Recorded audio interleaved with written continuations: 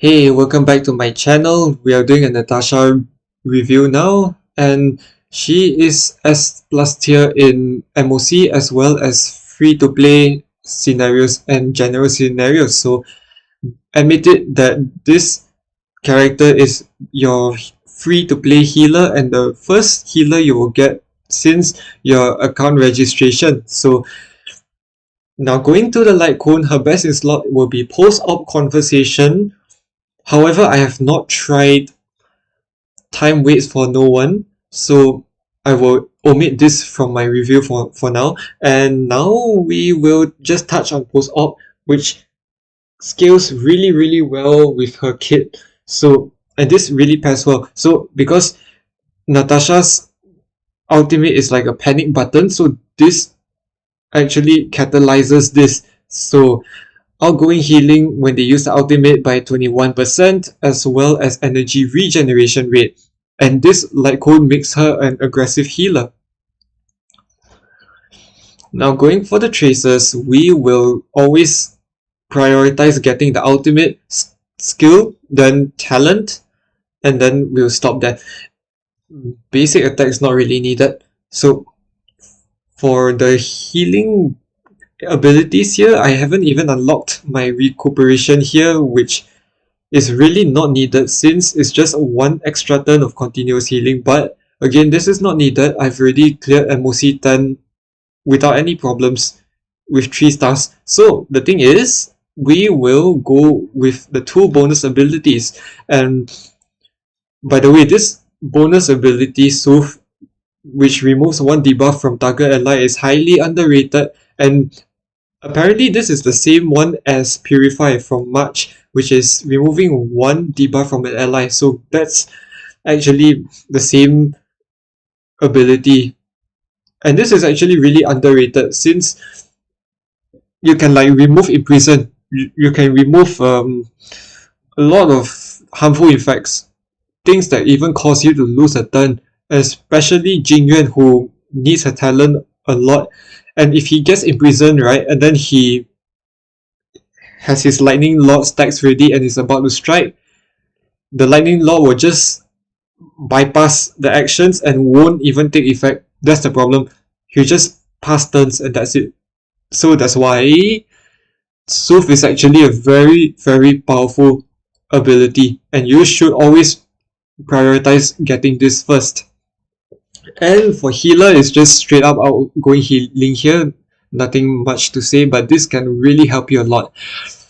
And for the start bonuses, very good. Very solid. No physical damage on any of the traces. So everything is catered towards survivability. That's really good actually. Since you've got defense, you've got HP, effect rest. And hey, effect rest is actually very important. I'll touch that later. And then your HP, which since everything on her skill and on her ultimate all tied with HP, it's all scaling based on HP, right? So this is actually very good. Traces solid 5 out of 5. Although the bonus ability here is not really needed and it's good enough to stick at 2 here. But then again, if you are feeling pedantic, always go for the top 3 here. So yeah. Relics wise, I've tried Musketeer of Wildweed. It's not as good compared to the Passerby of Wandering Cloud, since you don't need too much speed on Natasha, but it's always nice to have. Natasha is inherently a slow speed unit, so she's having like 127 speed here, and if you remove the 23 speed boot, she will get 104 speed, and then removing the speed starts from here and as well as here, she will get only 98 speed, so she's really slow as a healer. Alright, but the thing is, you can always boost up this effect and she will always be good to go again. But the thing is, even 120 speed is good enough for Natasha, as what I found out. So actually, your boot will be always speed as usual, so you can maximize the amount of turns and energy regeneration and healing, because speed directly translates to more healing in this case. and then we will have outgoing healing boost on your body instead of HP percentage. And why outgoing healing boost is because healing is 200 HP more compared to a HP body. So that's why I always use outgoing healing boost compared to HP. So instead of HP. So that's the thing. And also we have, but the main argument here is that if you use HP here, she will gain more bulk, and this is true, but then the allies will need more HP recovery and more healing boost. So that's why Natasha is actually better to use outgoing healing boost here. So that's the thing. And she doesn't need too much HP also. Alright, then for your rope, and as for your planisphere, it will be HP and HP. And since Natasha is already quite frail, you want to use HP instead of energy regeneration rope. Simple. And then the substats, I personally will head towards HP and defense percentage, then effect rest. But since my effect rest is already like 38 here, thanks to all the traces and everything, so actually now it's better to build on her defense so that she can tank more reliably. And don't forget, she has 100 base taunt, so that is actually quite high. And for the Eidolons, to summarize, 1, 2, 4, and 5 are the best Eidolons you will need for Natasha. So 1 is basically self-healing without any skill point or ultimate energy costing. So actually this is really good, but the problem is there's only one time per battle. And only one time per battle, that means that if Natasha falls to below 30% HP, she's never going to heal herself again. So that's the only turn off here. So 2 is that when she uses her ultimate, then she gets more outgoing healing as well as more continuous healing. So this actually is really good, since your ultimate is used as a panic button anyway, so you heal quite a lot if you are going to wait for all allies to get below 30% HP, and actually that's really good. And also, if you use the ultimate, they also get the continuous HP gain. So these two Eidolons here kind of synergizes together in a way, as well as their talent here also synergizes. So that's why 2 is actually good for, and that's why also Natasha is very good in terms of aggressive healing. So 3, the right cure, skill plus 2. But then again, not really needed, since most of the time you'll be using ultimate anyway, but it's always nice to have. But actually you will eventually get 4 and 5 anyway, so always nice to have. And miracle cure, this is actually good because this is like a mini machine cogs, and when I mean machine cogs, I'm talking about Bronya's light cone.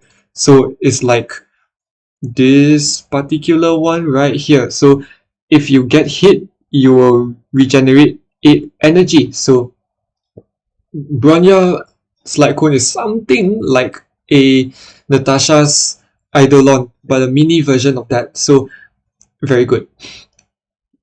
5, ultimate, preemptive treatment. So more ultimate means more healing, right? So higher ability, higher level means higher healing. So that's good. Straight up healing boost. That's pretty much it. And number 6, not really needed, since she just adds 1 extra instance of damage from her basic attack. So 1 instance will be from 100% of her max attack, and another one from 40% of her max HP. So that's 2 instances here.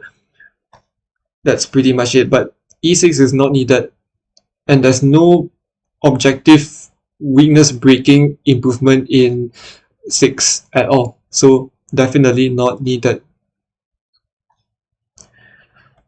Right, so for your teams, you will definitely want to make a team like this. Jingyuan, Tingyun, Natasha, Fire MC. And the thing is, this team doesn't heal as well since Natasha's healing rate is really low. And in a team focusing and centering around Natasha as a healer, the teammates will definitely want defense percentage instead of HP percentage, since her healing rate is so low, and defense also scales higher in the survivability department compared to HP percentage. So that is why your Natasha is and her teammates will definitely want defense, except Natasha herself, since Natasha herself is scaling based on HP. That's pretty much my explanation. So pretty much like that, or you can also run a Clara team like what I did. So Clara, March, Bronya, and Pela. So you have a team that dispels enemy buffs as well as dispelling self debuffs, and also you've got the Bronya, or you can even use a Tingyun, depends on the damage dealer you have on the top.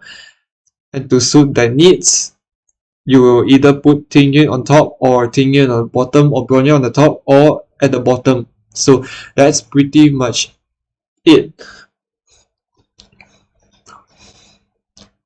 Okay, for example, MOC09, we have Cocolia here. So my team will be like this. Sila Bronya, and then Natasha Fire MC. So in this team, it feels that Natasha can keep up with the healing rate a little decently, but the problem is Bronya is having a HP sphere, so that's the problem. And I did mourn about her on my last account update. But then again, you can also focus as much defense in your substats to make up for the HP and to make up for the efficiency of healing. So that's why I still prefer a defense sphere here for Bronya and Natasha team, since it feels a lot better that way. But then again, you can focus on your substats, and this can eventually lead you to have a very high defense Bronya and a high HP Bronya, but it's still better to invest in defense more, since Natasha can cure faster and also more efficiently. Right, so that's pretty much your Natasha teams for these two MOCs. And cheers!